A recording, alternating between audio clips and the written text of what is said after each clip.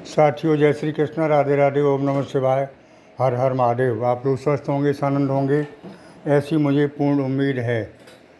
साथियों, आज मैं फिर उपस्थित हूँ आपके सामने एक बहुत सुंदर वीडियो के साथ। आज हम आपको बताने जा रहे हैं कि आपके जीवन में आगे क्या होने वाला है। साथियों, ज्योतिष का मतलब सिर्फ इतना ही होता है कि आगे की जानकारी देना। आगे समय कैसा आ रहा है, इस बात की जानकारी मिल जाती है तो आप लोग उस हिसाब से अपना दिनचर्या बनाते हैं। और ज्योतिष का अगर पूरा लाभ लेना चाहते हैं तो इस जानकारी के साथ अपना परिवर्तन भी करें। जैसे अच्छे दिन हैं तो खूब समय निकाल के अच्छे अच्छे काम करके उस अच्छे समय का सदुपयोग करें। और अगर ख़राब समय है, ग्रह नक्षत्र अच्छे नहीं हैं, तो उस समय को आप बगैर किसी से लड़ाई झगड़ा करे, बगैर वाद विवाद के और शांति से उस समय का निकाल लें। उस समय को यही लाभ है ज्योतिष से। साथियों, समय बता देते हैं हर एस्ट्रोलॉजर, अच्छा समय ख़राब समय कब है, योग कब किस काम के बन रहे हैं। कुछ लोग कन्फर्म पूछते हैं कि नौकरी मेरी कब लग जाएगी, पैसा कब आ जाएगा, और मतलब अमुक चीज़ें एक्यूरेट टाइम से पूछना बगैर जन्म कुंडली के या बगैर समय स्थिति के कोई भी एस्ट्रोलॉजर नहीं बता सकता। और कोई बताता भी है तो वो झूठ हो सकता है। तो साथियों, मैं कहना ये चाहूँगा कि उल्टे सीधे प्रश्न ना करके इस जो वीडियो सामने आता है उस पर विचार करें गहनता से कि इसमें हमारे लिए क्या हो सकता है। साथियों, समय करवट ले रहा है, समय बदल रहा है, क्योंकि कल 23 तारीख से बुध का जो परिवर्तन हुआ है उससे आपके जीवन में पूरी हलचल आएगी। क्योंकि बुध जो है युवराज होते हैं और हालांकि अस्त अवस्था में हैं, फिर भी आपके जीवन में उथल पुथल तो निश्चित लाएंगे। जीवन में हलचल होगी, परिवर्तन आएगा, कर्ज से छुटकारा मिल सकता है, धन की स्थिति बहुत मजबूत होगी।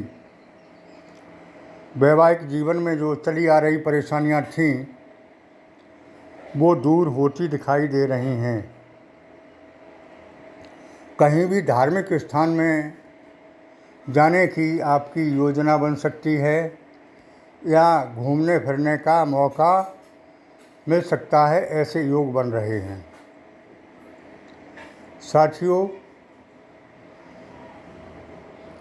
बहुत दिनों से जो आप कष्ट झेलते रहे, परिवर्तन निश्चित है हर तरह से, जैसे मैं हर वीडियो में बताया करता हूँ। तो वो समय आ गया। आपके क्वेश्चन अक्सर रहते थे कि आचार्य जी अच्छा समय कब से आएगा। देखो, एक बहुत महत्वपूर्ण बात मैं बताता हूँ कि कोई भी शॉर्टकट रास्ता ना अपनाएं। कोई सीधा कोई कह देता है एस्ट्रोलॉजर कि बिना काम किए भी पैसा आएगा, तो मैं इसमें विश्वास नहीं करता हूँ। कर्म तो आपको करना पड़ेगा, हाथ पे हाथ रख के बैठना नहीं है, चाहे समय अच्छा हो चाहे ख़राब हो। क्योंकि कभी कभी ऐसा होता है जब ख़राब समय में और आप खूब मेहनत करते हैं, पैसा नहीं आता, अच्छा रिजल्ट नहीं मिलता, तो वो आपका संचित होता रहता है कर्म, और वो तब फल देता है जब आपको अच्छा समय आपका आ जाता है। तो संचित कर्म ही आपको शुभ फलदायक होते हैं। कहीं से टपकता नहीं है, छप्पर फाड़ के नहीं आता है, ये तो कहने की वाली बात होती है। आपके संचित कर्म जो आपने पहले भी किए थे और फल नहीं मिला था, वो इकट्ठा हो जाता है आपका धन। जैसे बैंक में आप डालते रहते हैं पैसा और वो इकट्ठा होता रहता है, आरडी एफडी करते हैं बैंक पोस्ट ऑफिस में, तो वो पैसा इकट्ठा होता रहता है और इकट्ठा होने के बाद आपको एक मुश्त रकम मोटी मिल जाती है। उसी तरह से हमारे कर्म की पासबुक है। कर्म इकट्ठे करते रहिए, इकट्ठा होके निश्चित मिलेगा आपको।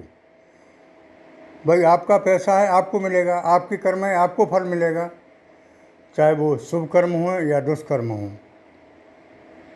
कर्म पीछा नहीं छोड़ते। साथियों, ज्योतिष का संबंध बहुत बड़ा आपसे होता है, बहुत बड़ा कर्म से होता है। कर्म से भाग्य की रेखाएं बदल जाती हैं, कर्म से हाथ की रेखाएं बदल जाती हैं। तो मैं कर्म पर विशेष बल वैसे भी दिया करता हूँ और आज भी स्पष्ट शब्दों में कह रहा हूँ कि आप कर्म करें, फल अवश्य मिलेगा, बहुत अच्छा मिलेगा और इकट्ठा होके एक मुश्त मिलेगा। तो मैं वही उसी टॉपिक पर आना चाहता हूँ कि ये समय वो आ गया है कि आपकी एफडी आरडी पूरी हो चुकी हैं। जैसा कि आपको आप पैसा झोंकते रहे, मंथली आरडी चलाते रहे, पैसा डालते रहे और निकालने का समय आ गया, उसी तरह से आप कर्म करते रहे और अब कर्मों का फल मिलने का मौका आ गया, समय आ गया। निश्चित ही आपको फल मिलेगा।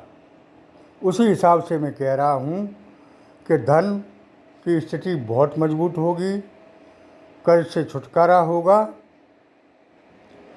सामाजिक प्रतिष्ठा बढ़ेगी, समाज में इज्जत होगी और आपको भूमि भवन वाहन का सुख आगे ये श्राद्ध पक्ष के बाद जो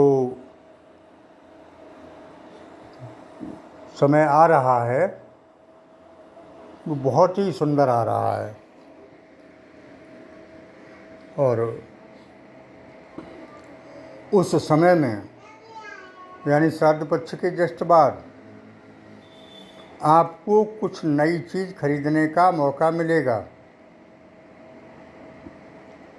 माँ दुर्गा को प्रसन्न करने का आगे समय आ रहा है, नवरात्रि का समय आ रहा है और नवरात्रि में आप भूमि भवन वाहन इनमें से किसी चीज़ की खरीदारी कर सकते हैं, ऐसे योग बन रहे हैं।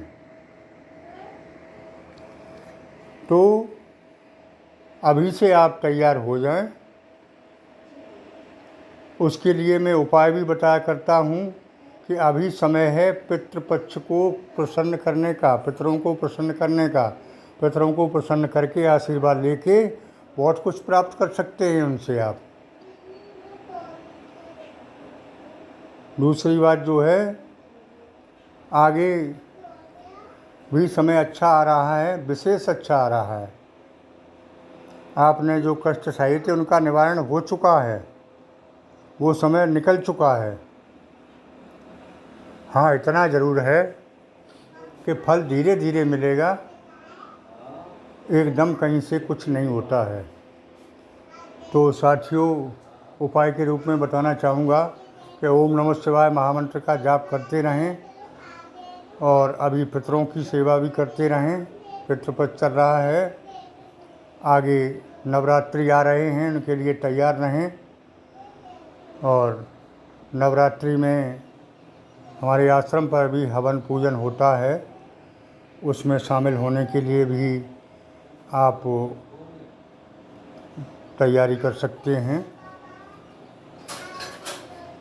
जिन लोगों चाहते हैं, जो लोग कुंडली का विश्लेषण कराना या कुछ पूछना, वो व्हाट्सएप के माध्यम से अपनी निश्चित फीस जमा करके पूछ सकते हैं। साथियों, आज की वीडियो में इतना ही। आगे फिर मिलते हैं नए वीडियो के साथ। तब तक के लिए ओम नमः शिवाय, हर हर महादेव।